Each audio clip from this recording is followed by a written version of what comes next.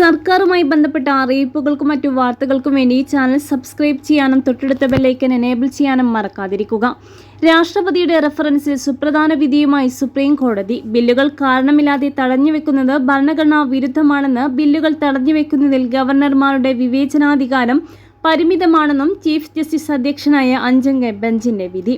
ബില്ലുകൾ പിടിച്ചുവെക്കുന്നത് ശരിയല്ല. കൃത്യമായ ആശയവിനിമയം ഇല്ലാതെ ബില്ല് പിടിച്ചുവെക്കരുത്. ഗവർണർ പ്രവർത്തിക്കുന്നത് മന്ത്രിസഭയുടെ ഉപദേശമനുസരിച്ച്. ബില്ലിൽ ഗവർണർക്കും രാഷ്ട്രപതിക്കും വിവേചനാധികാരമുണ്ട്. വിവേചനാധികാരം എന്തൊക്കെയാണെന്ന് ഭരണഘടന വ്യക്തമാക്കുന്നുണ്ട്.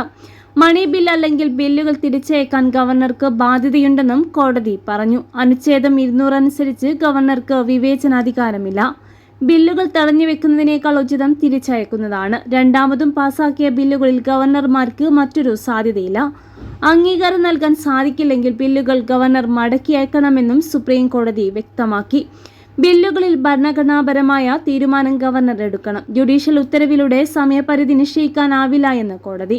സമയപരിധി നിശ്ചയിക്കുന്നത് വ്യവസ്ഥകൾക്ക് വിരുദ്ധം. ഗവർണർ ചുമതല നിർവഹിച്ചില്ലെങ്കിൽ കോടതിക്ക് ഇടപെടാം. തെരഞ്ഞെടുക്കപ്പെട്ട സർക്കാരാണ് പ്രധാനം. സുപ്രീം കോടതി നേരത്തെ പുറപ്പെടുവിച്ച വിധി തള്ളി.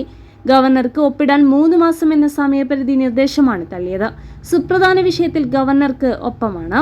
തെരഞ്ഞെടുക്കപ്പെട്ട സർക്കാരാണ് ഡ്രൈവിംഗ് സീറ്റിൽ ഉണ്ടായിരിക്കേണ്ടത്. സംസ്ഥാനത്ത് 2 എക്സിക്യൂട്ടീവ് അധികാരങ്ങൾ ഉണ്ടാകരുതെന്നും സുപ്രീം കോടതി വ്യക്തമാക്കി. തീരുമാനം ഏകകണ്ഠേന ആക്കണമെന്നും ചീഫ് ജസ്റ്റിസ് പറഞ്ഞു.